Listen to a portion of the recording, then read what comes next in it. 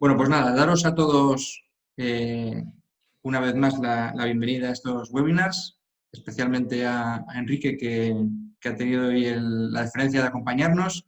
Para nosotros es todo un honor, Enrique, que estés con nosotros y la verdad que es un lujo, ¿eh? Hombre, hemos tenido unos seminarios creo, bastante buenos, pero el de hoy yo por lo menos estoy muy contento de que hayas aceptado y muy feliz de que estés con nosotros porque creemos que eres una persona a la que seguimos casi todos, por lo menos en la Junta y en Asturias, te sigue mucha gente y es, bueno, pues está muy bien. Para nosotros es una referencia, sobre todo en todo este mundo de la infección. Bueno, Muchas no me gracias. enrollo mucho. Voy a presentar un poquitín a Enrique, que es enfermero, está diplomado en enfermería por la Universidad de Córdoba, es doctor por la Universidad de Alicante y, bueno, tienes amplia formación en salud pública, gestión y medicina tropical, entre otras cosas. Y en la actualidad, a ver si no me equivoco, Enrique, porque cambiaste totalmente, estás de profesor en la University of London. Vale. Pero has pasado 9 años prácticamente como investigador en el Imperial College de Londres también, trabajando fundamentalmente en el ámbito de las enfermedades infecciosas y, bueno, en ese ámbito eres referente casi mundial, yo creo, ¿no? No lo sé. Bueno, tienes un amplio currículum, una innumerable producción científica, todavía estuve revisando el otro día, y yo creo que tu trabajo más o menos está relacionado con la alfabetización en salud, el liderazgo de las enfermeras en la lucha antimicrobiana, y has trabajado en el Reino Unido con las principales agencias de calidad y de investigación sanitaria. Te vi en el NICE, en el NHS, en el NIHR y el HPRU. Tuve que preguntarle a Tony qué significan todas estas siglas porque me vuelvo un poco loco con tanto. También has colaborado como consultor de la Organización Mundial de la Salud. Y bueno, por si fuera todo esto poco, pues encima tienes una versión muy crítica sobre el papel del liderazgo de las enfermeras en nuestra representación social, política y corporativa y cómo debemos y sobre todo por qué tenemos que salvar ese gap que tenemos de dónde estamos a dónde deberíamos estar, que no es tanto por nosotros como orgullo, sino por la mejora de salud de las comunidades, ¿no? También eres muy activo en las redes sociales y eres referencia para la comunidad científica, por lo menos la enfermera. Tienes un gran sentido del humor, además, tengo que decir, que además conjugas excelentemente con excelencia profesional y compromiso con la profesión. Y yo, bueno, la verdad que no se me ocurre nadie mejor que tú para ofrecernos una visión global de la pandemia que estamos viviendo, de las novedades, de las contradicciones, del papel que jugamos las enfermeras y del que deberíamos jugar en el contexto mundial y en un contexto además en el que las enfermedades infecciosas yo creo que cada vez van a tener más presión sobre los sistemas sanitarios y sobre lo que las enfermeras tenemos como retos por delante, ¿no? Y yo ya no me enrollo más, que ya fue de sobra. Ya te cedo la palabra y te dejo con nosotros. Tengo ahí un montón de preguntas, pero para después. Bueno, muchas gracias. Yo creo que ya podemos acabar el webinar después de todo lo que has dicho, así que encantado de haber estado con vosotros. No, muchas gracias por la oportunidad y siempre es un placer, ¿no? Y sobre todo aprovechando un tema tan universal y con tantas facetas como ha sido o está siendo la pandemia por el SARS o la epidemia COVID, ¿no?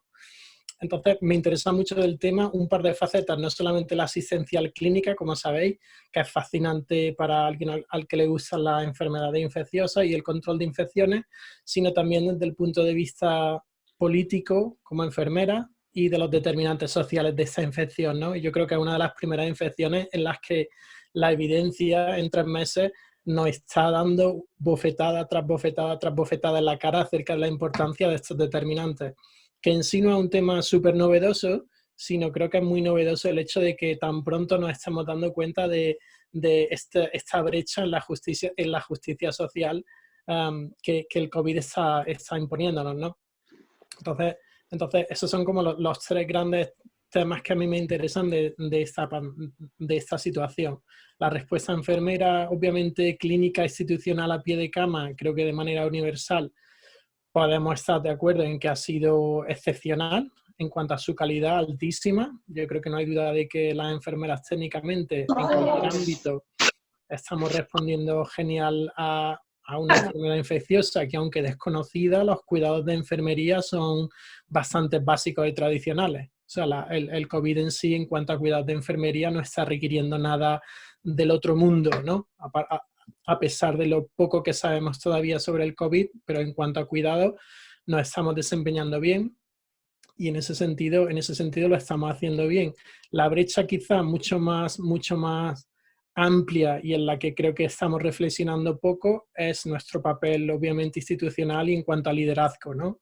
Y ahí, pues, hablando desde el Reino Unido, mucho en redes sociales estaba bastante contentos de la aparición de la enfermera Ruth May, la Chief Nursing Officer, en las ruedas de prensa, que realmente es una estampa bastante poderosa y bastante potente, pero debajo de esa estampa pues hay un par de temas que sí son un poco preocupantes, ¿no? En cuanto a, por ejemplo, el liderazgo sumiso que ha adoptado la enfermería institucional en el Reino Unido respecto al Chief Medical Officer y al gobierno en sí, ¿no? Las enfermeras hemos dicho, sí, nos ponemos a vuestra disposición, pero cuando han empezado las bajas entre las enfermeras, cuando deberíamos quizás estar pensando en cuál es nuestro papel en la reconstrucción de la respuesta o tras la respuesta COVID, si es apropiado o no que tengamos estudiantes de enfermería en primera línea y cuáles son esas condiciones de trabajo, el propio hecho de que no tengamos suficientes equipos de protección individual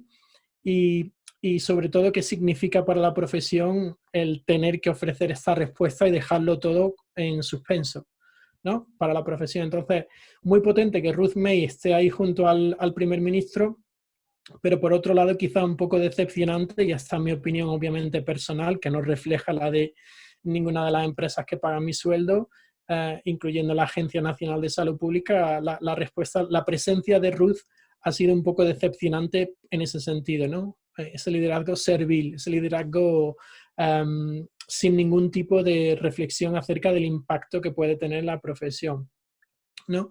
Obviamente, tampoco creo que es ninguna sorpresa que personalmente no crea que ningún gobierno y ningún sistema nacional de salud podría estar preparado o podría haberse preparado para hacer frente a esta pandemia. O sea, cualquier persona que pensase o que considerase que un sistema de salud podría estar preparado para hacer frente de manera óptima a este problema, creo que se equivoca.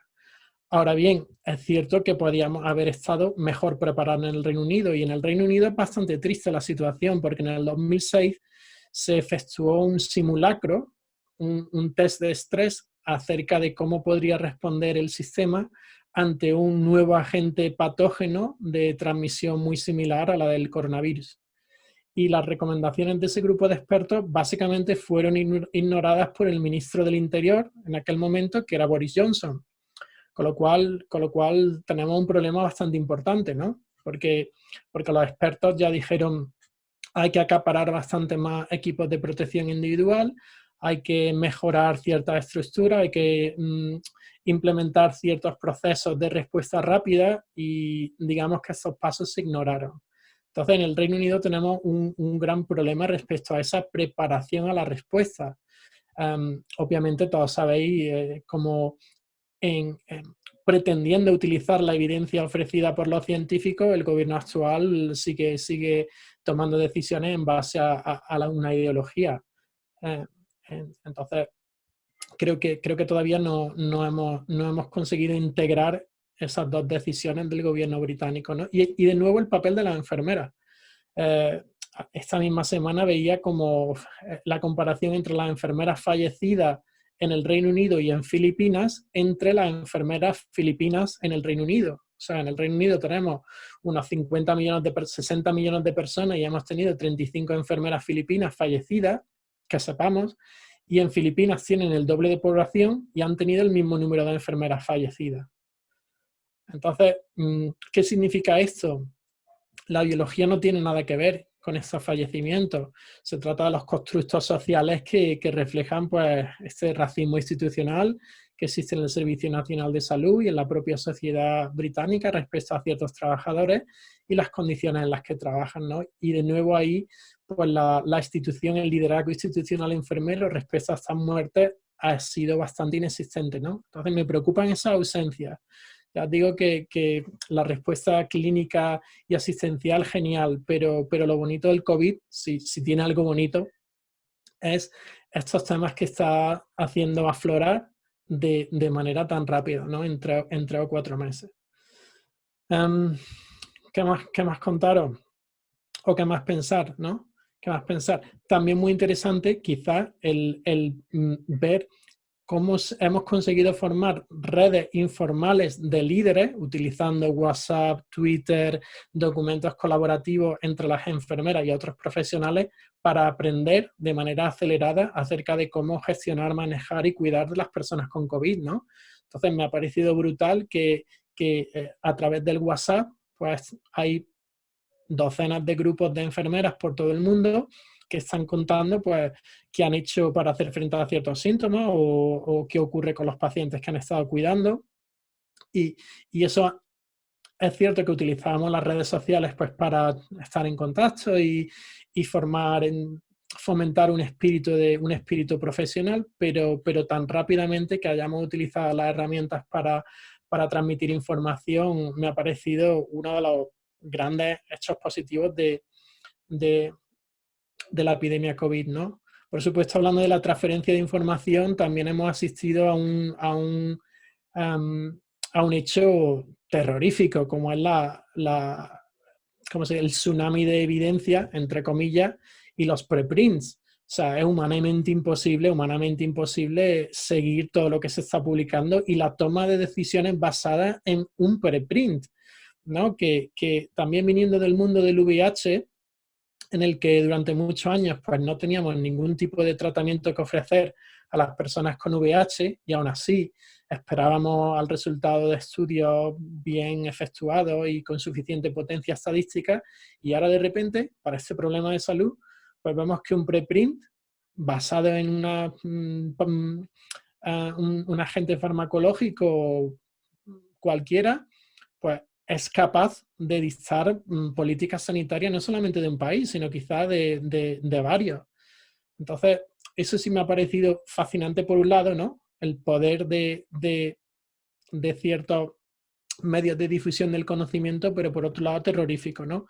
El que cada día, básicamente, estamos cambiando de tratamiento o se esté cambiando de paradigma de tratamiento, ¿no? Sin que haya tampoco tanta debate entre los científicos, ¿no? Y por supuesto no hay debate entre las enfermeras acerca de cuidados que debieran mantenerse, evitarse, introducirse, y la brecha en cuanto a evidencia científica de cuidados a enfermeros relacionados con el COVID es brutal. O sea, puede haber 300.000 preprint diarios, por soltar un número a lo bestia, pero evidencia acerca de cuidados a enfermeros, modelos de atención basada en enfermeras, realmente no lo encuentro, no aparecen. ¿Dónde están? ¿Dónde estamos, no? ¿Dónde está ese otro nivel de liderazgo científico enfermero? Entonces, estos 90 o cuánto llevamos ya, ¿no? 30 de enero o 30 de diciembre a 30 de mayo, puede que llevemos casi 4 meses, ¿no? 5 meses, en estos 150 días hemos vivido mucho, pero están aflorando temas quizá bastante preocupantes, ¿no? Bueno, ya sabéis que yo soy un poco pesimista y siempre me fijo en lo que podría ir mejor, en lugar de lo que ha ido bastante bien, ¿no? Pero creo que esos 3 o 4 temas sí son temas más interesantes que la farmacología del COVID, o si hacen falta ventiladores para el COVID o tal, ¿no? Eso es importante, obviamente, y para nada dejo de valorar las 37.000 personas fallecidas aparentemente en el Reino Unido, o las 30.000 en otros sitios, por supuesto que el precio que estamos pagando para quizá hacer este parón, que puede que nos venga muy bien para reflexionar como profesión y como sociedad, el precio es altísimo, pero no por ello tenemos que dejar pasar la oportunidad y solamente centrarnos en patología COVID, farmacología COVID, atención hospitalaria COVID y así. ¿Queríais comentar alguna pregunta o algo? Bueno, no sé si yo tengo algunas preguntas que además hilan muy bien con cosas que ya fuiste tú adelantando, yo creo, un poquito, ¿no? Y que puede ser para debatir. No sé si hay alguien, ya sabéis que podéis levantar la mano cuando queráis, todos los demás, que podéis meter alguna pregunta también por el chat si queréis, que en principio podéis. Yo, así, la primera pregunta que me surgió el otro día era preguntarte, ¿el COVID-19 es la mayor amenaza a la que nos enfrentamos los sistemas sanitarios mundiales? No, ¿no? No, personalmente el COVID-19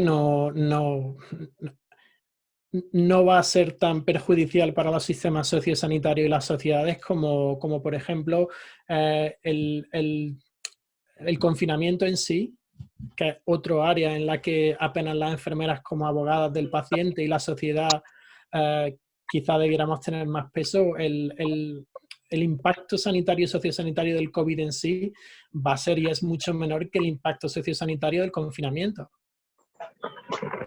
Y del impacto en el sentido de no solamente del confinamiento, sino del impacto en la economía originado por el confinamiento. Y de eso tenemos ya, por desgracia, una década de evidencia acerca del impacto de la austeridad, bien como respuesta al crash económico, o la austeridad que va a venir y de la que ya estamos viendo algunas puntitas, producida por el parón económico. Entonces, como patología, súper interesante, letal, vale, sí, lo entiendo, llegaremos al 1.000.000 de personas fallecidas.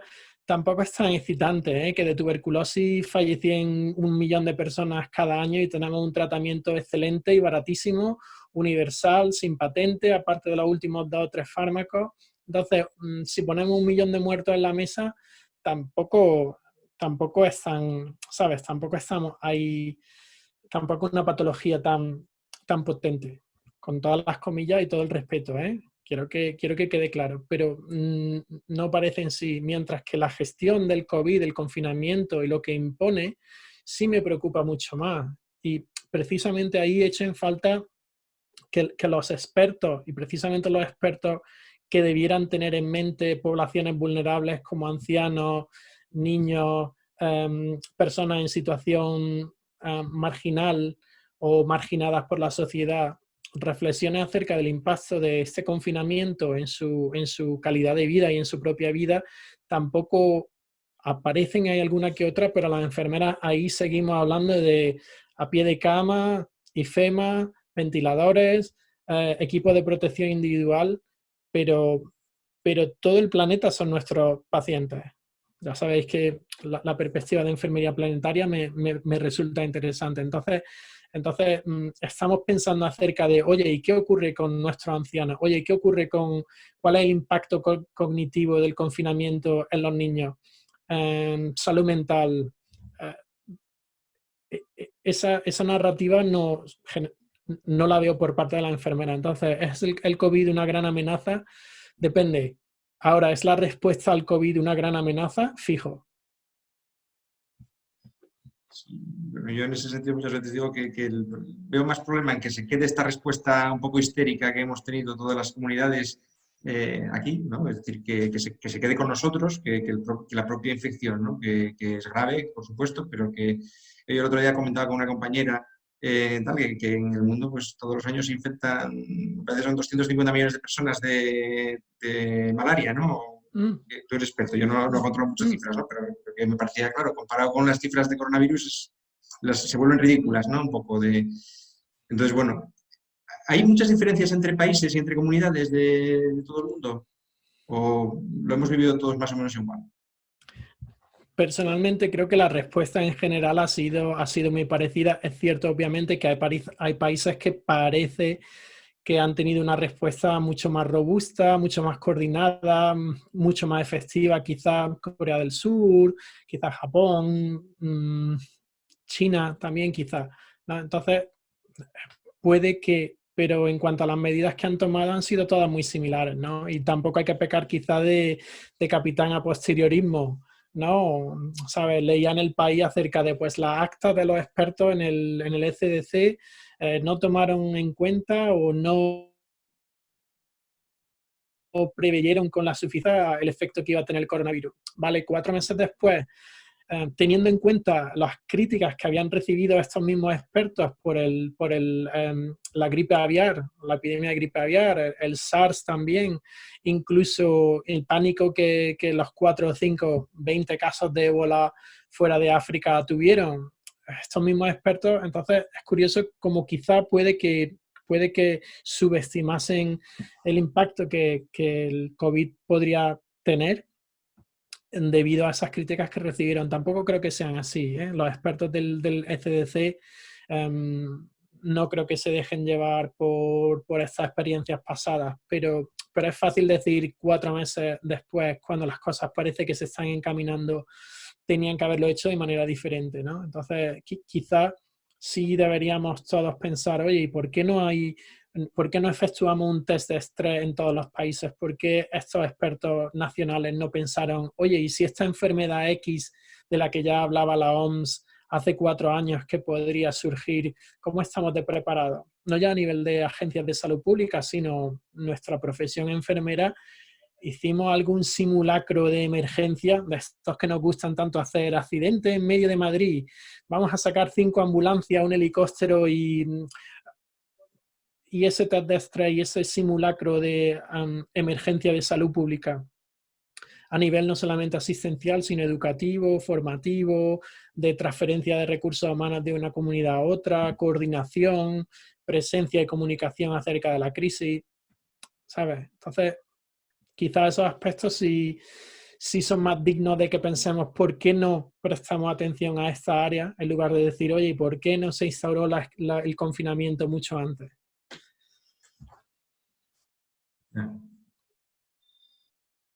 Y bueno, comentabas tú más allá de lo asistencial, ¿no? A nivel, por especificarlo un poquitín, a nivel global, ¿cuál debería ser más el papel de las enfermeras en una crisis sanitaria como la que vivimos? ¿No? Es decir, yo creo que ya nos dabas unas pistas primero, ¿no? Pero más allá de lo asistencial, ¿no? Porque lo que tú dices, ha sido, pues, la crisis ha sido asistencial. Yo siempre digo, fue una crisis de cuidados, porque el sistema no era capaz no era una crisis asistencial, era de cuidados totalmente, ¿no? Entonces las enfermeras parece que estamos en la cumbre de tal.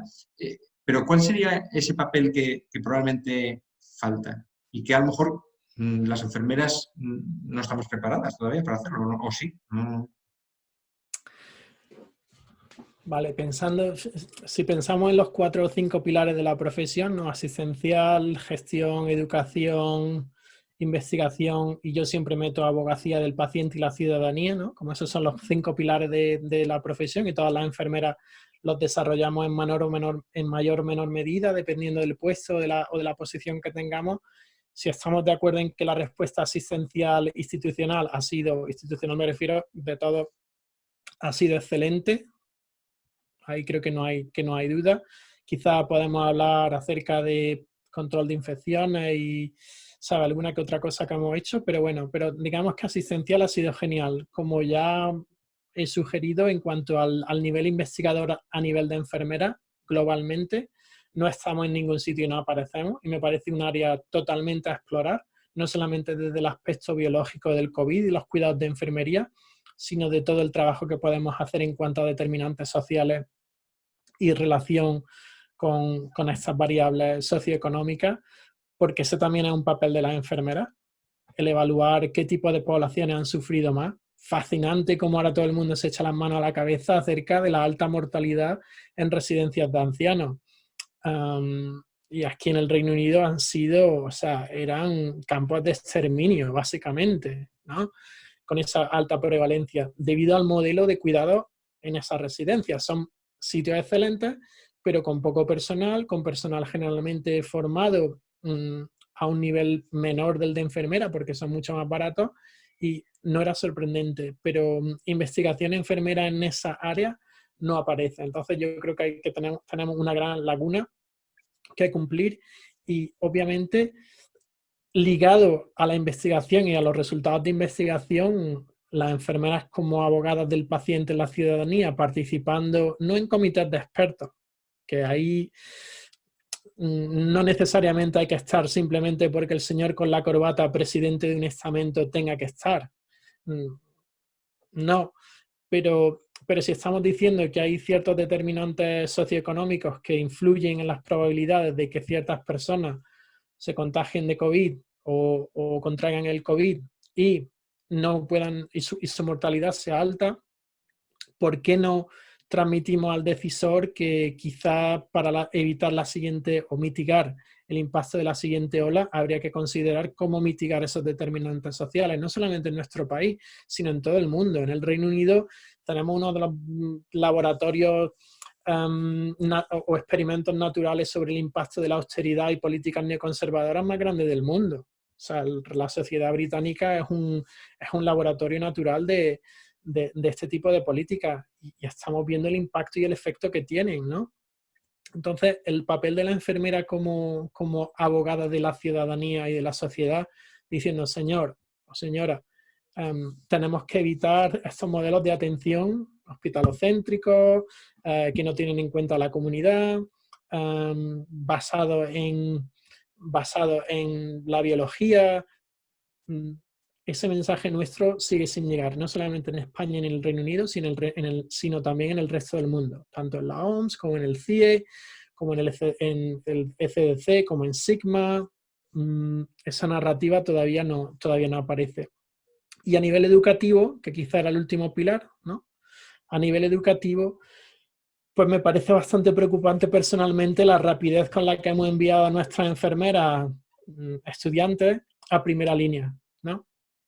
Y me parece bastante preocupante que creo que la narrativa que les ofrecíamos pues no deja lugar a otra opción. Básicamente, como eres enfermera y esto es una crisis, hay que estar en primera línea. Y por supuesto el lenguaje de batalla y el lenguaje guerrero, el Valhalla en el que lo hemos puesto, me horroriza, ¿no? Porque de nuevo la profesión no está pensando, ¿es apropiado que teniendo en cuenta las condiciones de trabajo relacionadas con el COVID existentes, que nuestros estudiantes entren en primera línea, aunque quieran?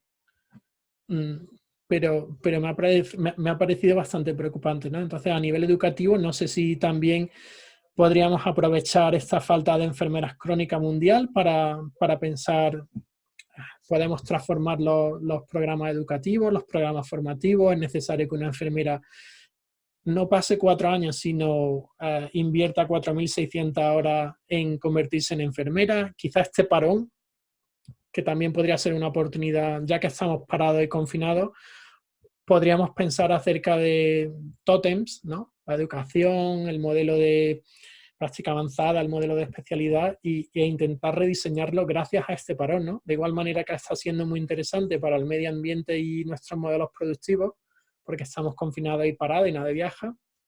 Igual podría ser interesante aprovechar para pensar y reflexionar sobre nosotras, las enfermeras, que por cierto, antes me has dicho que soy enfermero. No, Esteban, soy enfermera.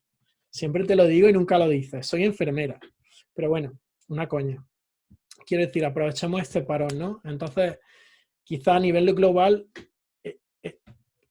estas áreas no aparecen, ¿sabes? Mira lo que se publica, mira lo que aparece en medios de comunicación y sigue todo centrado en el manido tema de los héroes, las heroínas, los ángeles a pie de cama, el equipo de protección individual, la queja institucional, obviamente, ¿no? Fantástico ver cómo nuestra respuesta institucional es judicializar la situación y utilizar la querella y tal, que no entra en que sea apropiado o no, sino quizá el momento de efectuar esas medidas, pues no sé si me parece apropiado o no, pero bueno, tampoco es sorprendente.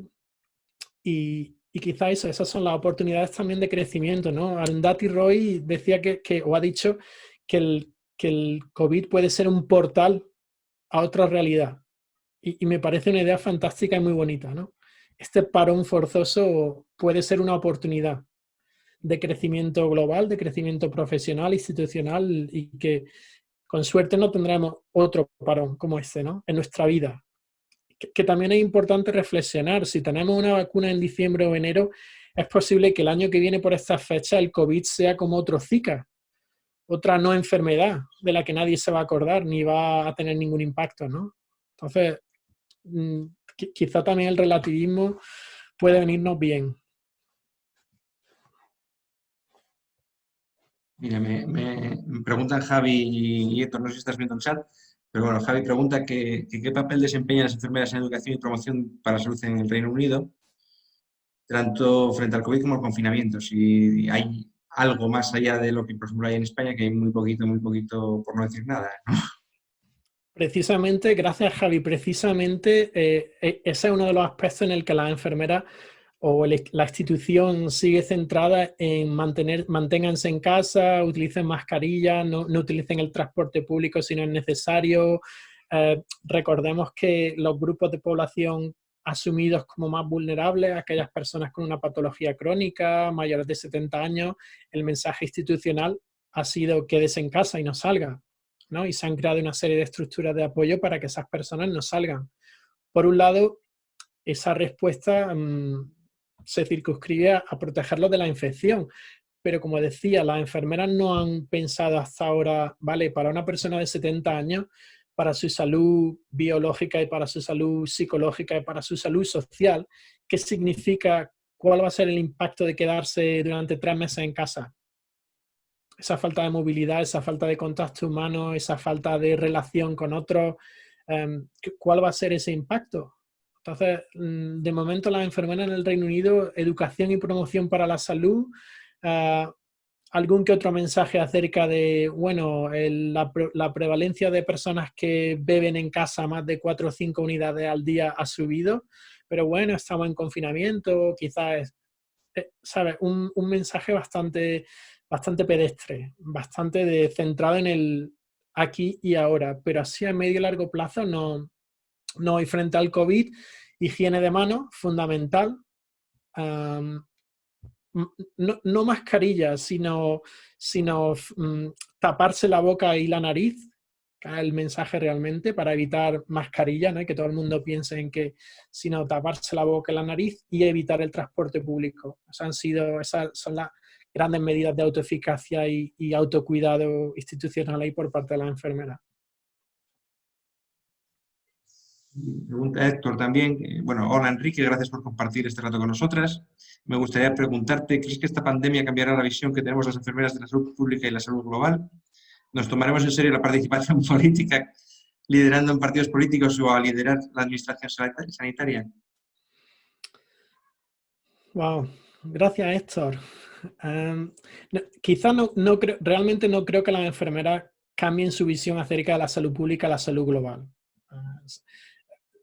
Y si la cambian, puede que la cambiemos hacia la salud planetaria, relación incluso más sobre determinantes políticos en la salud y en la toma de decisiones políticas.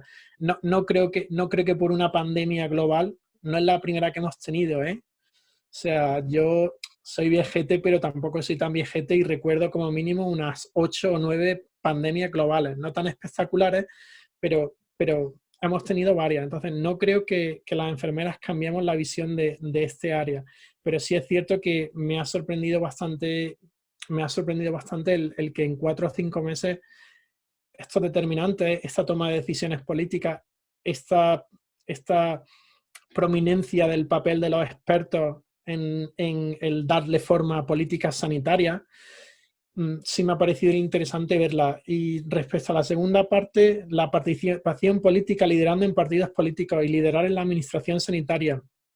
Entiendo que las enfermeras podemos participar no solamente en política como partidos políticos, sino también podemos influir en política sin estar en partidos políticos y también podemos ser activistas sin necesariamente tener que influir en políticas, pero sí teniendo una voz social o representando la voz de una porción de la ciudadanía respecto a grandes problemas que afectan a la ciudadanía. Entonces, ¿que hay una enfermera diputada? Genial. ¿Que hay una enfermera en un comité de expertos? Excelente. ¿Que hay unas asociaciones de enfermeras hablando de, señores, tenemos que pensar en las condiciones de vida de la ciudadanía? Quizá mucho más importante.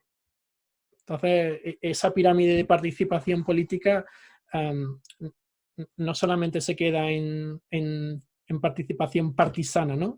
en partidos políticos, sino ese liderazgo político es fundamental. Obviamente el liderazgo político tiene un gran componente de, como decía, de abogacía, pero de justicia social, ¿no? Si hay ciertos grupos de población desproporcionadamente afectados por el COVID, ¿qué hacemos con esos grupos de población? ¿Los aislamos? No parece una política demasiado integradora, por definición, pero ¿cómo hacemos para mitigar esos determinantes sociales que les afectan? Y ahí, pues no nos veo, ¿no? O no nos veo mucho.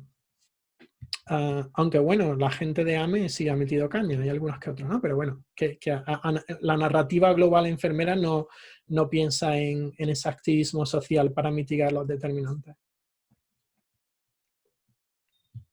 Cambiándose un poquitín de tercio, Enrique, y volviendo un poquitín a las competencias, antes hablas de las estudiantes que se incorporaban directamente a la parte asistencial similar. Aquí, bueno, aquí no se llegó a hacer eso. En algunas comunidades se incorporaron estudiantes como estudiantes a hacer tareas, bueno, no sabemos muy bien cómo se hizo así un poco aquí en Asturias.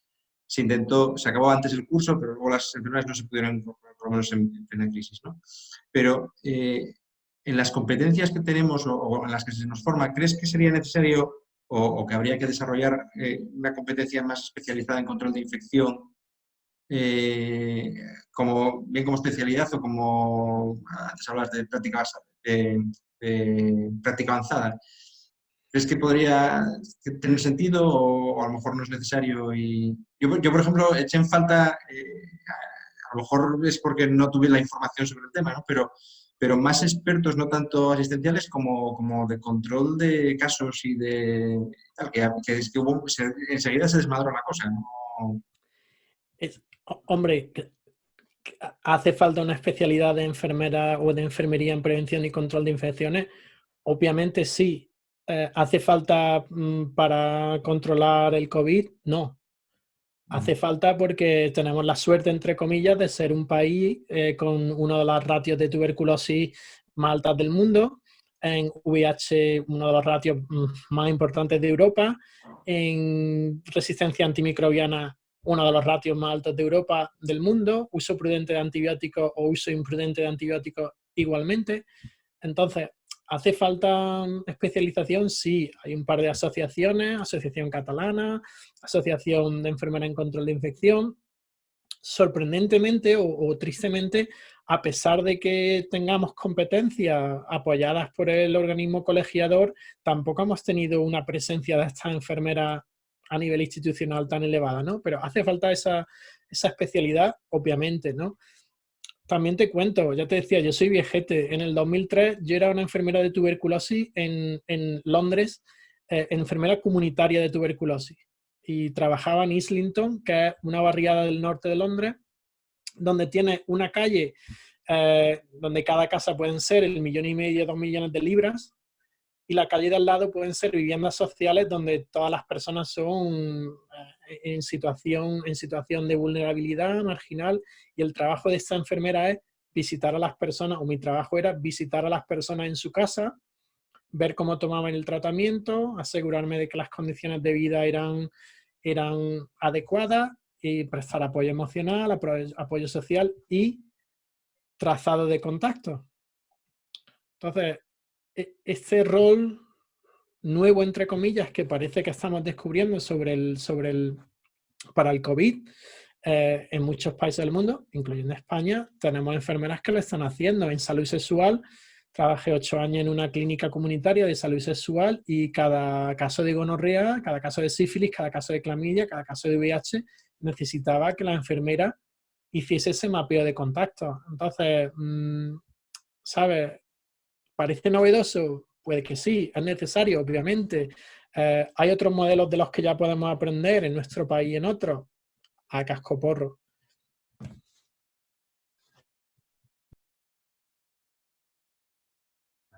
Como se fue incorporando gente, avisar también eso, pues que podéis hacer vuestras preguntas bien por el chat. Yo prefiero que se las hagáis en persona, que no muerde, Enrique, ya veis que tenemos más gente, no tal.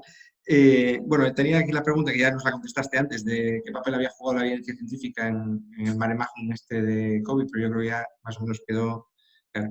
Y tú siempre has sido muy crítico, o bueno, siempre, has sido muy crítico con el uso, no tanto con los programas en sí, sino con el uso que se está dando a programas como Nursing Now, el Año Mundial de las Enfermeras, porque después qué, ¿no? Es decir, y para qué, sobre todo el para qué, ¿no? Porque muchas veces confundimos que es el Año de las Enfermeras o el Nursing Now, que es el Nursing Now, pero eso tiene un motivo y es para alguien, y realmente no es para nosotros mismos, no es para autocompadecernos o autoagrandarnos, ¿no? Claro, es que Nursing Now en sí, lo que yo entiendo del programa Nursing Now es que quiere elevar el estatus de la enfermera, incrementar su liderazgo, mejorar las condiciones de trabajo de las enfermeras. Y vamos, son 4 o 5 puntos y al final, en el último parrafillo, ¿sabes? Del concepto, habla de que básicamente todas estas medidas y esta mejora del uso de la enfermera y de la profesión enfermera tiene como fin el mejorar la salud de la ciudadanía, el asegurar la salud universal, no la sanidad universal, gracias a equipo de Estados Unidos por eliminar el healthcare y dejar el health. Y, ¿sabes? Creo que se nos olvida el que todas estas actividades tienen un fin, y el fin no es que las enfermeras tengamos mejores condiciones de vida, es el medio para llegar a este fin. No, el fin no es que las enfermeras tengamos mayores competencias, el fin es que nuestros pacientes y la ciudadanía tengan mejores condiciones de vida, mejores condiciones sanitarias y mayor felicidad. Entonces, como ¿sabes? Me preocupa que se nos olvide ese trocito, somos el medio para un fin. Obviamente, que tengamos mayor estatus, mejor sueldo y mejores condiciones de trabajo, excelente, genial, fantástico. Y si nos pueden dar 4 o 5 días más de asueto, todavía mejor. Pero no es el fin. Entonces, tampoco me gustan las campañas de marketing, no me gustan mucho. Y ahora mismo, básicamente, el producto es esa mejora de las condiciones enfermeras, y la campaña de marketing y las fotos quedan muy bien. Pero y si dentro de 1 año, 5 años, 10 años decimos el impacto de Nursing Now a nivel global, diré a nivel global en las condiciones de vida de las personas, felicidad, libertad y tal, no ha mejorado, ¿y qué? Entonces, y obviamente una campaña colaborativa global en la que pues, se margina a ciertos grupos que no son de la cuerda institucional, en la que las actividades se desarrollan con opacidad y no hay transparencia, tampoco se invita a que haya una pluralidad de voces acerca de lo que debería hacerse, bueno, no me interesa, sinceramente, ¿no? Entonces, quizás, yo es que ya sabes que soy más aburridete, soy más de hacer y hacerlo, no sé, a hacerme la foto, porque ni salgo bien en fotos, ¿sabes? Ni quedo bien, ni acabas consiguiendo nada, ¿no? Entonces me decepcionó eso, la gran oportunidad de que básicamente acaba siendo una campaña de marketing y también se convierte en otro tótem. Tótem, ya sabes que son estas verdades inamovibles de las que uno no puede ni reflexionar, ni quejarse, ni criticar. Entonces son de las, no se puede hablar del Totem Nursing Now, porque en cuanto se habla del Totem Nursing Now de una manera diferente a la narrativa oficial, entonces ya, ¿sabes? No está encajando y no eres apropiado. Y no es quejarse por quejarse, sino si es una oportunidad única, y realmente es una oportunidad única, y solamente nos han dado la prórroga por la pandemia, queremos mirar atrás dentro de 5 años y pensar lo que hubiera podido ser y no fue. Entonces, esa es una de las razones por las que no soy crítico en el sentido, sino soy crítico con el simplemente estar contentos de que hay una campaña institucional porque somos muy importantes, sacar el triple informe y poco más, ¿no? Entonces, ¿y qué?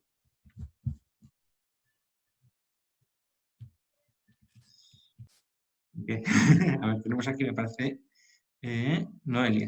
Hola, gracias Enrique por tus opiniones y al colegio por las iniciativas. Bueno, nada. yo he hecho en falta más debate en torno al papel de la enfermería como gestores de cuidados por parte de las instituciones. La sociedad queda en el papel de héroes que nos asigna por parte de la población. Sí, creo que era... Totalmente de acuerdo. La narrativa heroica yo creo que no nos favorece. Primero porque nos otorga un valor, lo decía en redes sociales, si el valor de la enfermera se relaciona con la existencia de una crisis, en cuanto la crisis desaparece, el valor intrínseco de la enfermera vuelve a desaparecer. Entonces, somos fundamentales porque mira cómo estamos al pie del cañón, la narrativa de guerra, la narrativa heroica otra vez, entonces somos valiosas. Cuando consigamos la vacuna y el COVID sea un mal sueño, o quede en el mal sueño que será, entonces, y nos acerquemos a pedir aumentos de sueldo, aumentos, mejorar las condiciones, ¿tendremos valor intrínseco de nuevo o tendremos que esperar a la segunda ola para hacer peticiones? Pero en momentos de crisis quizá no es buen momento para hacer peticiones, o sí, nunca se sabe. Entonces, y también me preocupa que nuestro valor lo dicten otros, en lugar de que nuestro valor sea obviamente intrínseco, pero que nos pongamos nosotras en valor. No necesito que nadie hable bien de mí. Ah. Belén, ¿qué quieres? Joder, Vicente, genial. Gracias por tu pregunta o por tus comentarios. El tratamiento con la evidencia existente. Pero ¿hay evidencia de que algún tratamiento funciona? Fascinante ver cómo hemos masajeado la evidencia, ¿no? Y también fascinante ver cómo refleja la psique y el comportamiento humano, ¿no? Tenemos una crisis brutal y pensamos, hacer algo es mejor que no hacer nada. Tenemos que probar, tenemos que intentar 15 tratamientos a la vez, ¿no? Con lo que ello significa para la evidencia, porque si el paciente mejora, sabremos por qué ha mejorado el paciente. Fantástica la ensalada de tratamientos, ¿no? Y el debate hidroxicloroquina, lopinavir, ritonavir, ha sido fascinante, ya te decía. Un preprint puede cambiar la política sanitaria de un país. De hecho, ha sido interesante ver cómo los modelos matemáticos han cambiado la política sanitaria del país. Pero en cuanto a tratamientos, si a día de hoy me dices, oye, ¿crees que hay algo que funciona? Según los datos publicados, no me deis ninguno de los tratamientos publicados en ninguno de los preprints o papers porque prefiero no tomarlo personalmente. Entonces no hay ninguno que me convenza suficientemente. Que también tiene esa parte derivada de ontológica. ¿Cuál es el papel de la enfermera frente a la administración de terapias que no tienen ningún tipo de evidencia detrás? ¿Qué hacemos? Decimos como profesión, oigan, que pare de financiar estudios sobre terapias sobre las que ya tenemos evidencia más que de sobra para estar convencidos de que no funciona. O sea, los artículos sobre hidroxicloroquina son fantásticos, ¿no? Aún así, hay importantes decisores políticos pues, que siguen apoyando ciertos caballos terapéuticos sin ningún tipo de evidencia, ¿no? Y en cuanto a los test y su falta de fiabilidad, pues genial. Recordemos que el valor predictivo positivo y negativo es casi más importante que la sensibilidad y la especificidad, ¿no? Porque yo realmente quiero estar seguro de que si no tengo COVID, no tengo COVID, y si tengo COVID, sí tengo COVID, ¿no? Pero también en 150 días hemos conseguido algo que hubiera dado la mano izquierda por tenerlo cuando estamos trabajando en VIH. Pero aún así, tendremos pasaportes biológicos, ¿sabes? Ves un trabajo que te gusta y si el empresario te pregunta, enséñame tu pasaporte biológico de que no tienes COVID. ¿Tienes confianza de que no tienes COVID o si tienes COVID? O no lo sé. Creo que, pero ahí en ese área nuestra participación como enfermera ha sido ¿cuál? Nula. Miro aquí porque te veo aquí a la derecha arriba, pero es nula. Entonces, sí, pero no, lo de los tratamientos, es fantástico ver cómo los humanos tenemos esa necesidad imperiosa de hacer, ¿sabes? Intentarlo todo. Y fascinante para nuestros estudiantes de metodología de la investigación o de salud pública, cuando vean los churros que se están publicando y luego hagan en sus trabajos algo de un nivel similar o mejor, y les digamos, pues no está muy bien hecho tu estudio, van a sacar 325.000 preprints y nos van a dar en la cara con ellos. Tiene Belén que quería preguntarte algo también. Hola a todos. Enrique, ahora ya sí puedo hablar. Gracias por estar aquí, a ti y a todos los demás. Es un lujazo, de verdad. Y un poco es una reflexión en relación a algo que mencionaste antes. Decías que las redes sociales, el chateo, nos había facilitado y creo haber anotado que nos comunicásemos y supiéramos cómo cuidar a nuestros pacientes. Yo no sé en Reino Unido cómo fue, pero tengo la percepción de que aquí en España las redes sociales, el chat y lo demás se empleó más bien para saber cómo cuidarnos las enfermeras de todos esos preprints en tratamiento, pero las recomendaciones de CDC o OMS sobre el uso de equipos de protección personal podía estar escrito, que no se atenía a ello. Y cuando la gente que estábamos trabajando en control de infección dábamos unas recomendaciones basadas en las recomendaciones de esos expertos, no éramos escuchados porque había otro ruido de por medio, ¿no? Entonces, bueno, es solo una reflexión en voz alta porque me duele profundamente. Y ya después, en otro orden de cosas y un poco relacionado también con las redes sociales, ¿qué papel te parece a ti que ha jugado en toda esta pandemia el que supiéramos en tiempo real qué número de muertos, de infectados, de no infectados había a nivel mundial, a nivel comunitario? Si es que lo sabemos a día de hoy, bien, mal o regular, a nivel local, de mi comunidad, no, de mi área de trabajo. Esa era mi pregunta y muchas gracias de nuevo. Nada, gracias. La verdad es que toca un tema a mí me gusta mucho, porque pensando en comunicación y educación para la salud, el discurso que hemos tenido sobre los equipos de protección individual y la evidencia detrás de cada recomendación ha sido un discurso racional, ¿verdad? El CDC dice, hay un estudio que apoya el uso de la mascarilla de nivel X y no la mascarilla de nivel Y, todo basado en la evidencia racional, pero creo que no nos damos cuenta de que por las características de la pandemia, por esa sobreexposición al número de muertos, infectados, a las imágenes de pacientes en cuidados intensivos que son muy espectaculares y tal, creo que no nos damos cuenta de que el discurso necesitaba algo más de emoción. Emoción me refiero a apelar a las emociones humanas. Nuestro mensaje se ha centrado en datos, mientras que sabemos que los humanos no suelen cambiar o modelar sus decisiones basándose en datos y en evidencia.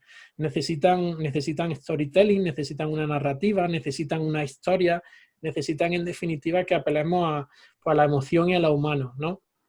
Entonces, el número de muertos y el número de infectados y el número de test positivos, yo pensaba en la persona media típica en Europa, la mitad de las personas tienen un nivel de alfabetización en salud insuficiente. Entonces, no sé si hemos conseguido que la ciudadanía entienda nada de lo que estamos hablando, sinceramente. E incluso me atrevería a decir que no creo que hayamos conseguido que los profesionales sepan realmente de lo que estamos hablando, porque estamos utilizando datos, prevalencia, ratios, nivel de evidencia 2B, el estudio efectuado en ¿y qué? ¿Sabes?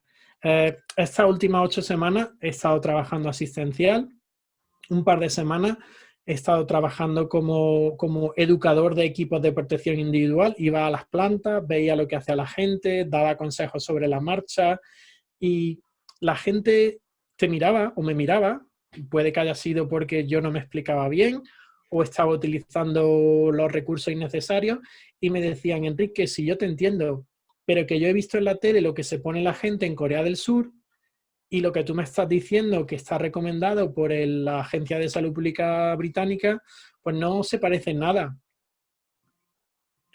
No me estaban poniendo a mí en duda, estaban poniendo en duda la frialdad de la evidencia, ¿no? estaban poniendo en duda la racionalidad de la evidencia. Estaban poniendo en duda el que nos centrásemos en, pues dice un estudio, ya, pero es que la compañera de turno ha fallecido. ¿Entiendes? Entonces, creo que ahí tenemos bastante que aprender, no sobre las recomendaciones en sí, sino cómo hemos comunicado las recomendaciones y, oye, ¿por qué no? No sé si ha habido alguna plataforma enfermera que le ha dicho a los medios, ¿es realmente necesario, interesante, apropiado, útil, beneficioso que abramos los telediarios con el número de personas no fallecidas? Porque la curvita epidemiológica de fallecidos también venía impuesta, pero el número de test positivos, ¿qué quiere decir? ¿Qué significa? Si estamos efectuando más test, es probable que haya bastante más test positivos que si no lo efectuamos. Pero, ¿qué significa? ¿No?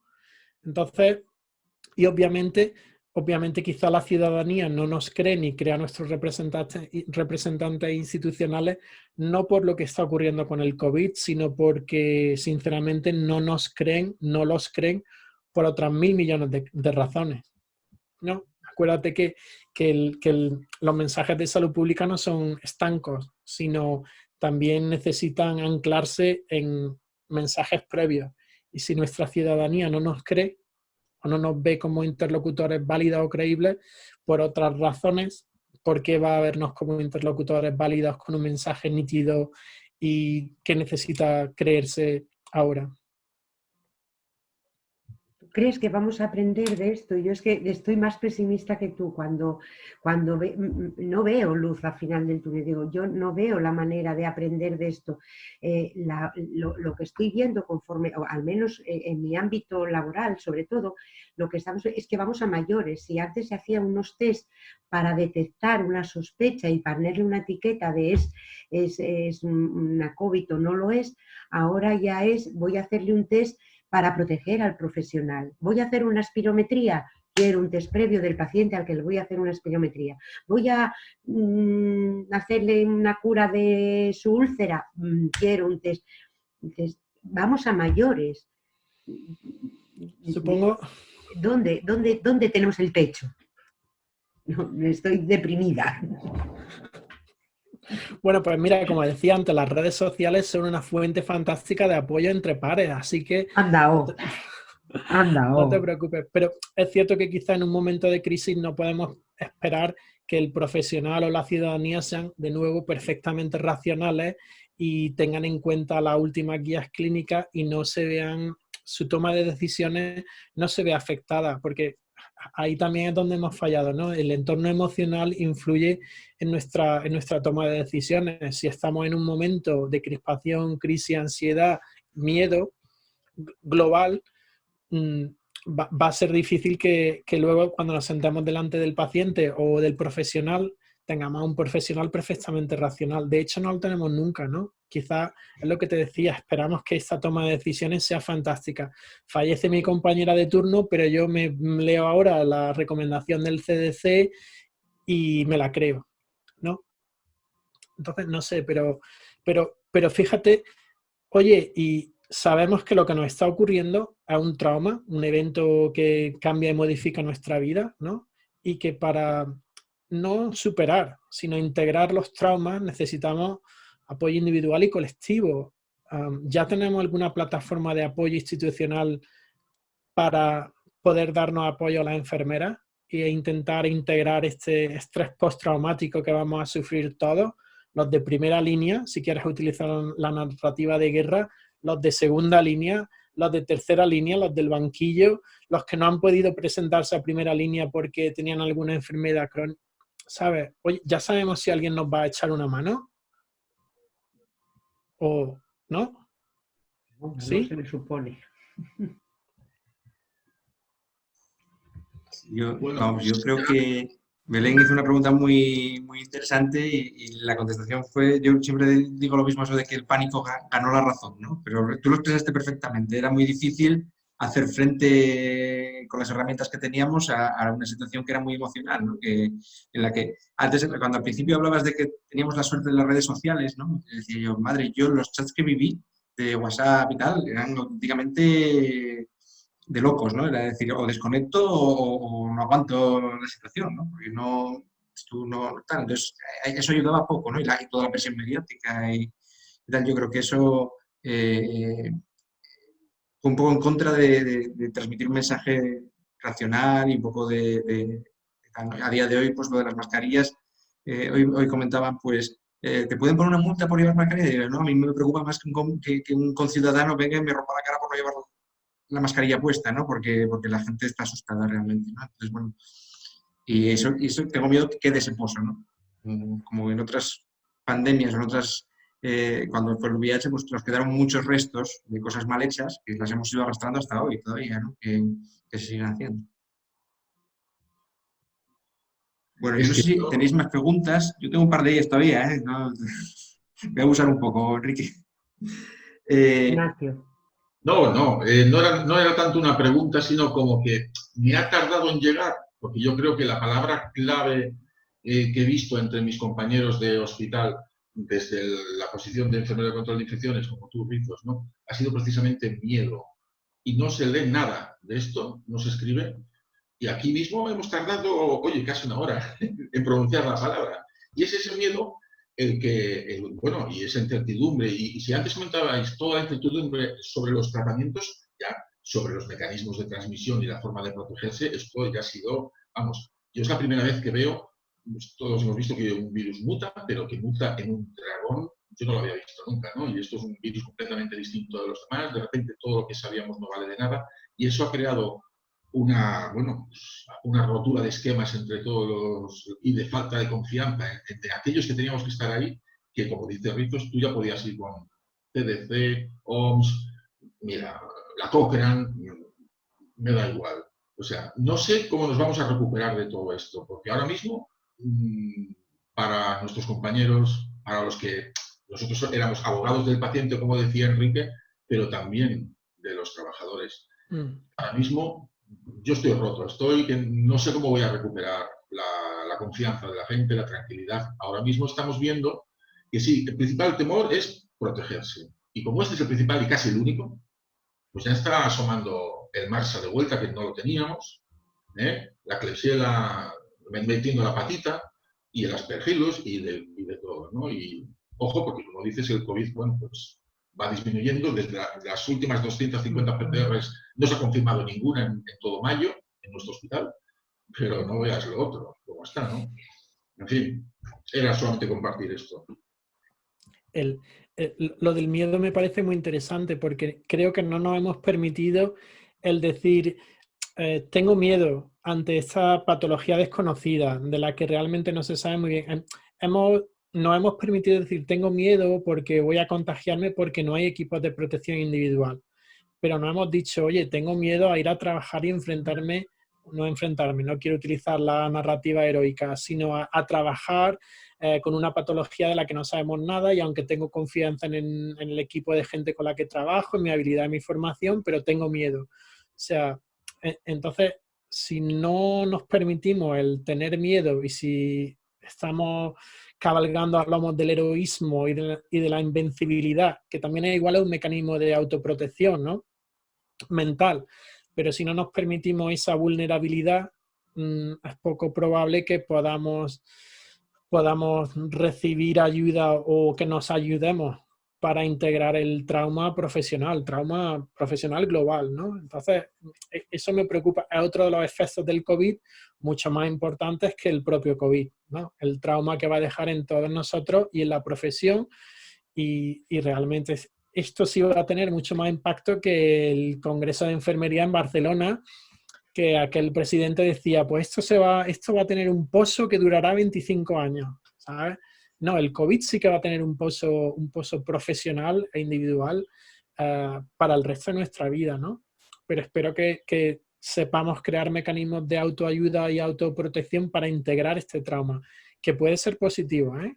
Esto puede ser una oportunidad para que, digamos, conseguimos eliminar estructuras que no nos apoyaban, no nos ayudaban, conseguimos crear nuevas estructuras, la profesión creció porque se enfrentó a este trauma y creció, no lo sé, pero a ver, mientras sigamos con el triunfalismo y el todo ha sido perfectismo y el no hay nada que aprender. No sé. La enfermería del mundo, ¿no?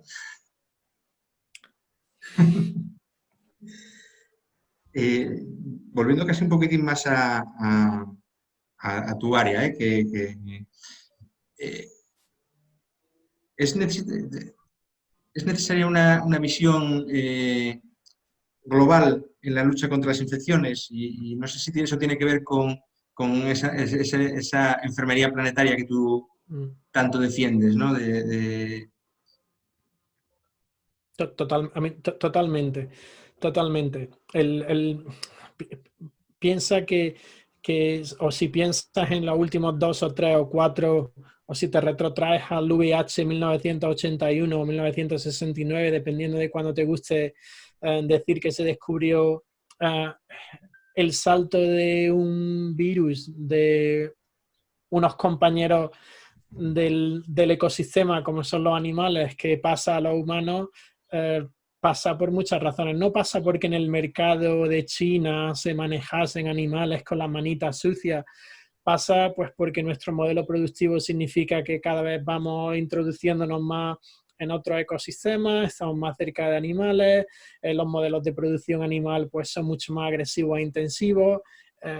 Eso no son determinantes biológicos, ¿sabes? Este salto de una especie a otra no se ha producido por un hecho biológico, se ha producido pues porque estamos viviendo dentro del ecosistema o cada vez más dentro de ecosistemas en los que antes no vivíamos. Entonces es fácil que se produzcan estos saltos de una especie a otra. Si a eso le añades que por 400 euros cualquier pringadete como yo puede estar en cualquier parte del mundo de vacaciones, en sitios con tu mochila en los que antes no podía y volver por otros 400 euros a Europa en 12 horas, pues, ¿sabes? Estos saltos y esta propagación tan bestial, pues no es sorprendente. Ahora bien, tampoco es sorprendente que, vuelvo una vez más, seguro que os aburro, pero las políticas de austeridad también son globales y también son basadas en la globalización y en ciertos modelos productivos.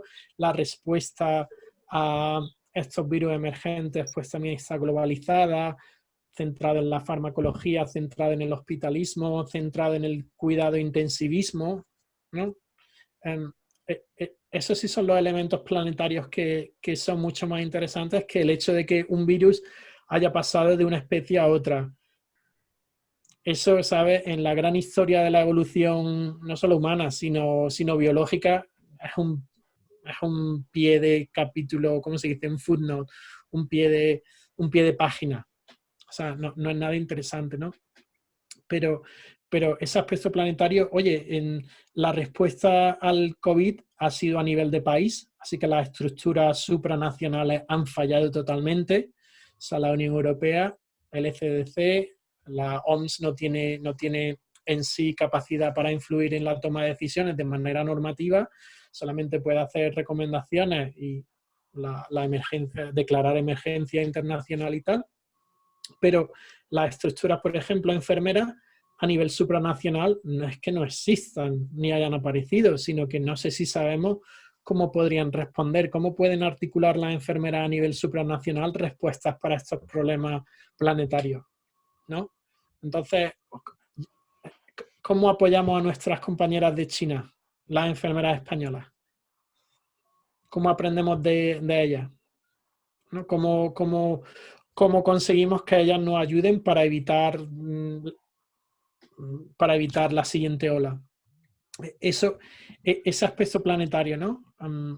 A nivel de profesión, obviamente, ¿sabes? Si nos metemos en economía y modelos políticos, ahí hay chicha para otro webinar, pero ese es un área en el que la voz enfermera, vamos, no he leído mucho, ni creo que nos interese. Seguimos en el quiero más equipos de protección individual, esto es culpa de los chinos que no se lavan las manos en el mercado. De hecho, es curioso, si miras los webinars del Consejo Internacional de Enfermería, creo que no ha hablado ninguna enfermera china, ¿sabes? Hay traductores de chino, ¿eh? O sea, podían tener... Creo, o sea, ha sido toda la narrativa del norte y... Me refiero entre norte y sureste y oeste, pues ha sido la del norte y la del oeste. Y, ¿sabes? Y si se les nombra, pues se las nombra en cuanto, de nuevo, a míralas con las caras marcadas por la mascarilla, pero no sabemos nada de, a nivel institucional, de los países que han estado en el epicentro, aunque obviamente pues, el Reino Unido y España han estado en el mismo epicentro que China, lo que pasa que un poco más tarde. Pero hemos aprendido de estas compañeras, le hemos dado voz, se le ha dado voz, poco y mal, poco y mal. El CIE personalmente, no sé qué hacía haciendo un webinar con compañeras latinoamericanas, sinceramente, porque no ha habido mucho. Pero bueno, tampoco es crítica al CIE, ¿no? Me refiero a que ya que hablamos de lo planetario, hablemos bien de lo planetario. Ya, oportunidad de hablar en el CIE, cero. Una última pregunta ya para no enrollarme, porque parece que estoy aquí ya... que te lo voy a mezclar todo en una, ¿vale? Para así un poco de tal. Iba a preguntarte, ¿cómo influye la alfabetización en salud a dar una mejor respuesta a esta crisis, ¿no? Y qué tiene que ver con los también con los determinantes, ¿no? ¿Cómo podemos y cuál es la mejor forma de que las enfermeras podamos influir en ese ámbito, ¿no? Porque sobre todo los que somos muy asistenciales, yo que soy de hospital, pues a veces eso nos queda un poco, bueno, tal, pero a mí es un tema que es que me interesa de verdad. Claro. Gracias por incluirlo. Básicamente, lo que le pedimos a la ciudadanía que haga respecto al COVID es adoptar los mensajes que hemos impuesto y estos mensajes se basan en comportamientos que han de llevar a cabo, ¿no? Entonces, póngase la mascarilla, lávese las manos, salga o no salga. No sé si ya se ha evaluado formalmente la calidad de esta información en cuanto no a si es científica o no, sino lo que le estamos diciendo a la ciudadanía está llegando y tiene la ciudadanía las habilidades, la alfabetización en salud necesaria para comprender lo que le estamos diciendo y llevarlo a cabo, ¿sabes? Y ya tenemos un montón de estudios pensando acerca de llevarlo a cabo, que nos dice, pues, por ejemplo, gente de nivel socioeconómico más bajo, vive más lejos, es menos probable que puedan evitar utilizar el transporte público, con lo cual tiene más riesgo de contagio y tal, y tal, y tal, ¿sabes? Entonces, sí, la alfabetización en salud es un constructo de esos grandes determinantes sociales, educación, nivel de empleo, nivel socioeconómico, etcétera, etcétera, etcétera.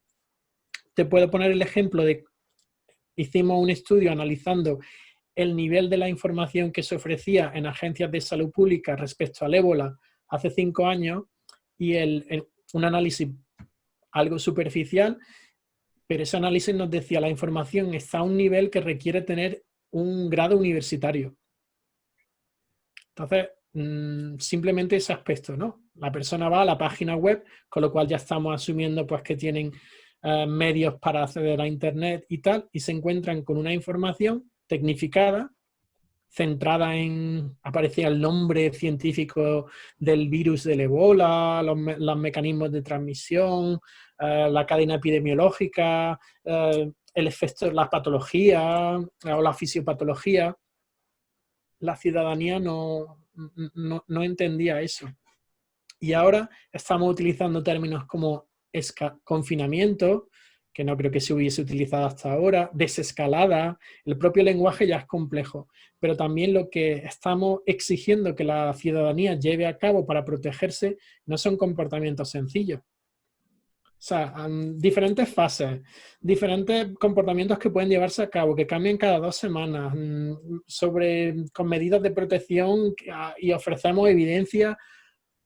Entonces, creo que no sé si tenemos que hacer mucho más trabajo respecto a cuáles son los mensajes, cómo conseguir que sean asequibles y accesibles, o por otro lado, podemos intentar aumentar el nivel de alfabetización de la población, mitigando el impacto de estos determinantes sociales que hacen que la población pues, no tenga un nivel suficiente, ¿no? Pero te puedo decir que la última rueda o el último mensaje institucional de Boris Johnson, el primer ministro, acerca de nuestro paso a la siguiente fase, pues fue un mensaje en la televisión, en la BBC, en la que incluía diapositivas. O sea, yo pensaba como eslogan, ¿sabes? Porque como campaña de salud pública ya has fallado vilmente si tienes que incluir diapositivas que expliquen lo que quieres decir. Y aparecía el R0 y aparecían unos gráficos y yo estaba en casa y me metí debajo del sofá, así como se mete un gato, porque pensaba, tío, si tienes que utilizar diapositivas para tu campaña de salud pública, ya la has cagado. Y de hecho, el mensaje que tenemos en esta fase es estate alerta. ¿Qué significa estate alerta? Controla al virus y salva vidas. O sea, si lo quieres hacer más ambiguo, seguro que no llega. Mientras que el de antes era mucho más sencillo. Quédate en casa, protege el Servicio Nacional de Salud y salva vidas. Ponle que 2/3 todavía era un poquito mejorable, pero al menos quédate en casa es súper sencillo. Entonces, ese aspecto de comunicación y alfabetización, o comunicación teniendo en cuenta el nivel de alfabetización, y de nuevo estamos exigiendo medidas de protección individual que gran parte de nuestra ciudadanía no puede llevarla a cabo, porque hay que seguir pagando las facturas.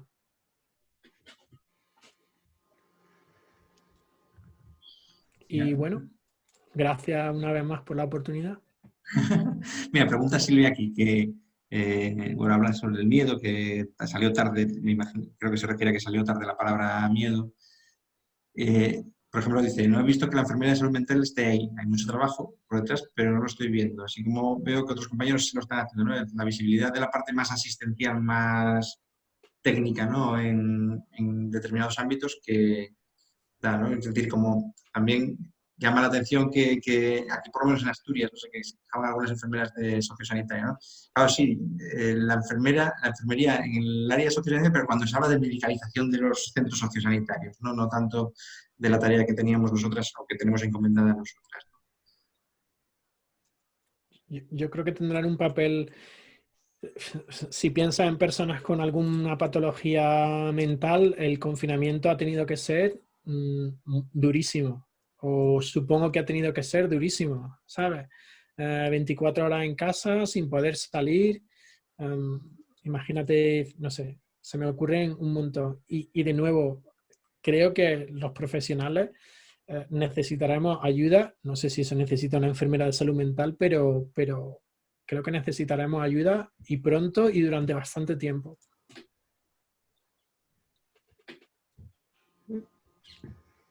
Nada, yo me queda la última, prometo que es la última de nada más, ¿eh? Ya por barrer un poco para casa. Me gusta mucho porque tú nos das una visión que yo creo que en España somos, voy a decir yo soy un poco paleto, ¿no? Para esto. Cuando empiezas a hablar de figuras, no, cuando hablas de figuras internacionales, ¿no? O incluso del Reino Unido o tal, yo soy muy desconocedor. Yo creo que nos pasa, quiero pensar que no soy el único y que en España es bastante generalizado, que tenemos poco conocimiento sobre los líderes, ¿no? Valoramos poco el liderazgo a nivel global, ¿no? A nivel... Entonces, yo quiero que me cuentes un poco cómo ves la representación de las enfermeras en los puestos, no llamaría de política sanitaria, sino en los puestos corporativos, en cierta forma, y el papel que podríamos tener los colegios profesionales en toda esta crisis, ¿no? Nosotros hemos intentado estar bastante activos y hacer cosas. Lo que pasa es que muchas veces hacer cosas no significa hacer cosas bien, ¿no? Y eso es complicado a veces, tener un poco, que seguramente nos habremos equivocado en algunas iniciativas que hemos tomado, ¿no? Entonces, bueno, ¿cómo ves esas dos cosillas? Hombre, te diría, a mí me ha encantado ver a gente como Alda Recas en la tele, hablando con pasión, con convencimiento, con evidencia, articulando un discurso y una narrativa excelente, no solamente quejándose, sino también ofreciendo su opinión acerca de lo que ha funcionado bien, pero obviamente resaltando todo lo que podía ser mejorable. O sea, Alda, AME me han parecido fantásticas, ¿no? Vuestra transparencia y visibilidad también, no estoy vendiendo la moto, Entonces, si hay figuras, lo que pasa es que es lo típico y lo de siempre, entre el busto institucional, con el mensaje institucional que aparece solamente para quejarse de lo que no va bien, centrado en lo clínico asistencial, denme productos, falta gente, vale, eso sabemos que existe, pero sin aportar demasiadas soluciones, ¿no?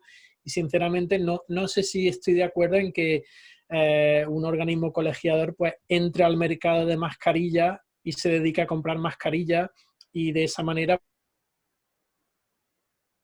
pues todos sabemos lo que ocurre, más gente quiere comprarlas, pero bueno, aparte. Pero el papel del organismo colegiador, ¿vale? El papel de los colegios profesionales, pues puede que sea el de ofrecer apoyo, obviamente coordinarse, esa coordinación de disponibilidad de recursos humanos, no sé si eso ha funcionado bien o no.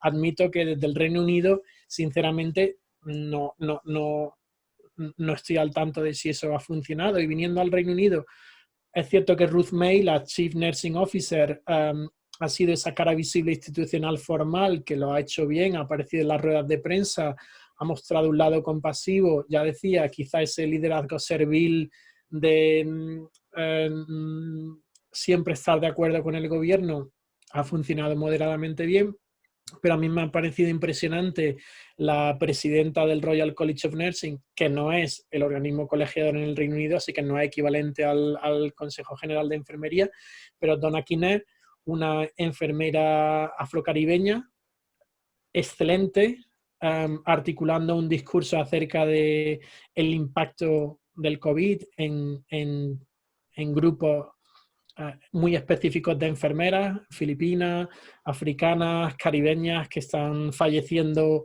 en ratios mucho más desproporcionados respecto al volumen de población que representan, y exigiéndole al gobierno no que haya mucho más equipo de protección individual, sino que, por ejemplo, el gobierno no contabilizaba a las enfermeras fallecidas, mientras sí que contabilizaba el número de médicos fallecidos en COVID, y en una rueda de prensa televisada, pues esta enfermera le exigió al ministro de Sanidad que contabilizase el número de enfermeras fallecidas, simplemente por equidad con otras profesiones y para saber si había algún factor determinante que era necesario conocer y determinar, ¿no? Entonces, sí ha habido Anne-Marie Rafferty en el Royal College of Nursing, pues también un discurso algo más científico y científico, articulando el impacto del COVID en la enfermería.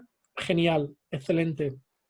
Joan Bosanquet, que es la presidenta de una fundación, la Foundation of Nursing Studies, hablando de Person-Centered Care.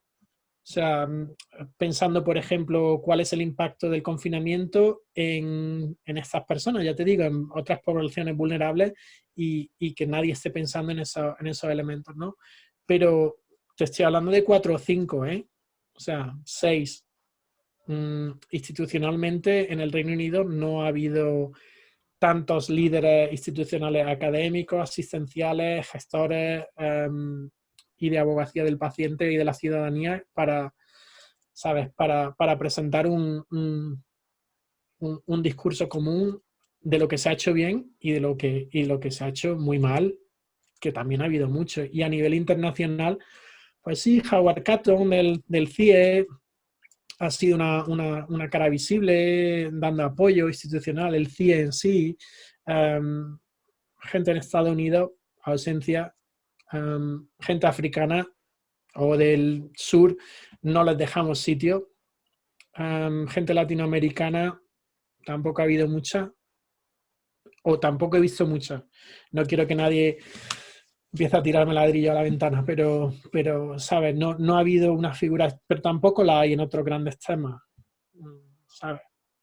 Y tristemente en la asamblea de la OMS que ha sido de manera virtual esta semana, la semana pasada, y que iba a tener una reunión previa de todas las Chief Nursing Officers del mundo la semana anterior, no se ha producido esa reunión por razones obvias, ¿no? Que hubiese sido, si posible, hubiese sido muy potente si todas esas Chief Nursing Officers se hubieran podido reunir y hablar acerca de la respuesta colectiva al COVID.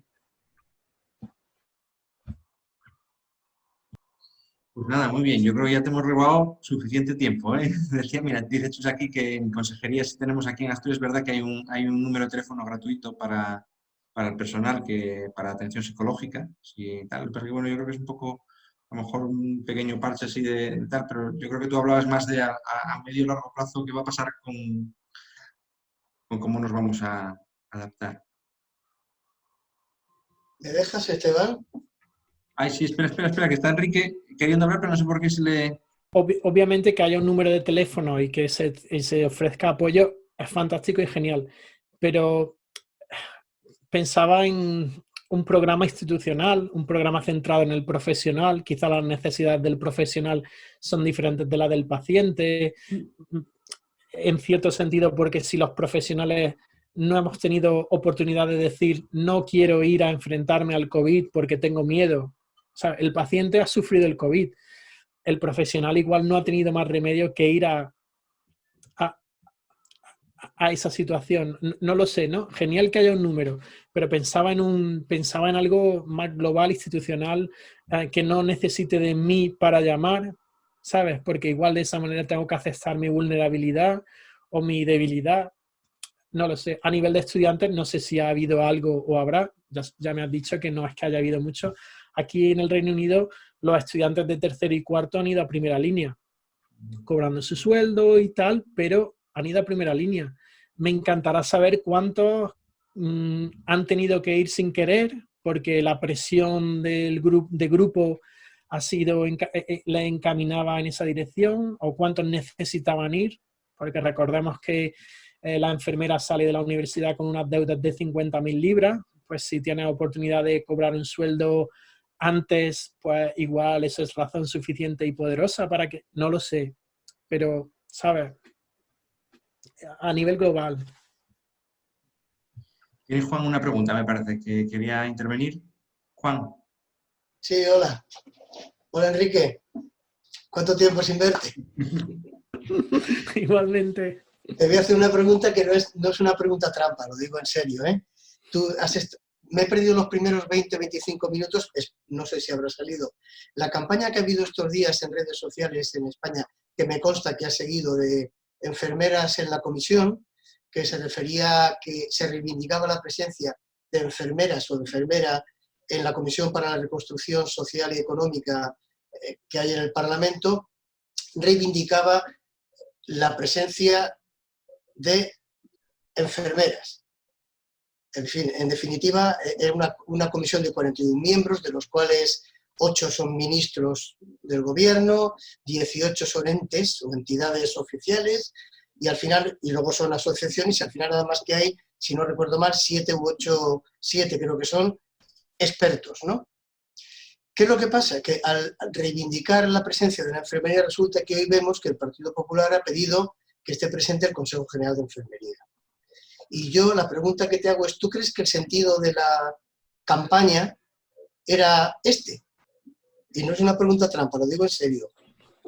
Y de hecho, gracias. Y de hecho, tu tweet explicando la composición de esos grupos de expertos, de esas comisiones, fue muy interesante. Y es cierto que yo no sabía que no era posible que hubiese una enfermera en sí, porque la naturaleza de esas comisiones requiere que alguien nombre a.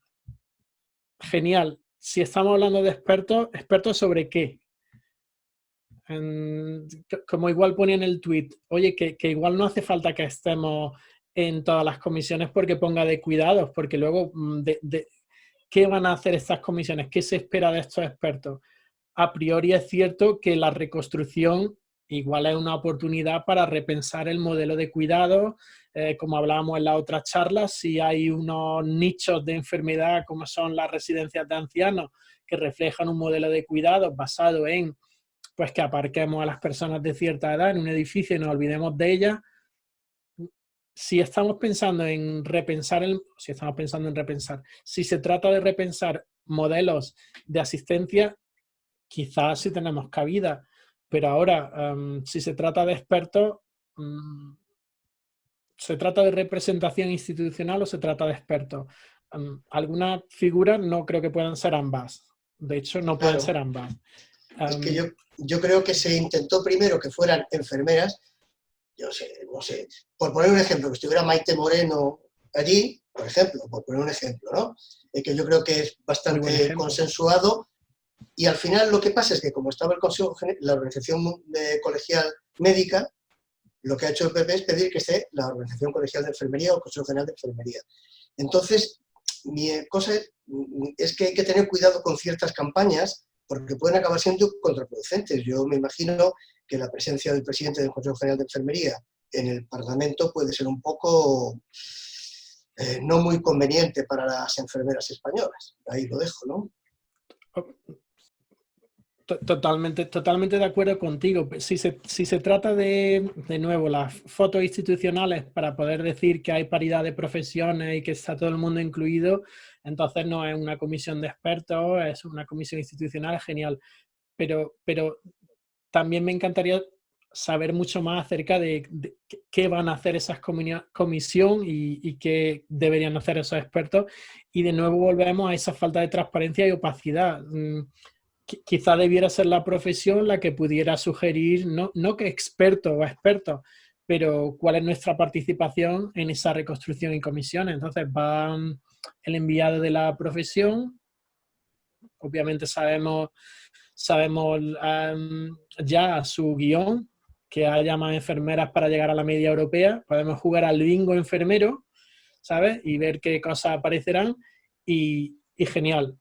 Será la mecedora, como decía Esteban, pues nos moveremos pero no avanzaremos y seguramente la nueva normalidad sea la antigua normalidad pero 5 años más tarde. No lo sé, ¿no? Pensaba en expertos y tenemos un huevo de expertos entre las enfermeras, ¿eh? O sea, y expertos que no aparecen en redes sociales ni en ¿sabes? Ni en la tele. Lo que pasa que también a un experto le puedes pedir su opinión basada en la evidencia y seguramente puede gustarte, puede no gustarte o puede no estar de acuerdo con la línea ideológica. Quiero decirte, una comisión de expertos tampoco caigamos en la trampa de pensar que decidirán la evidencia aséptica.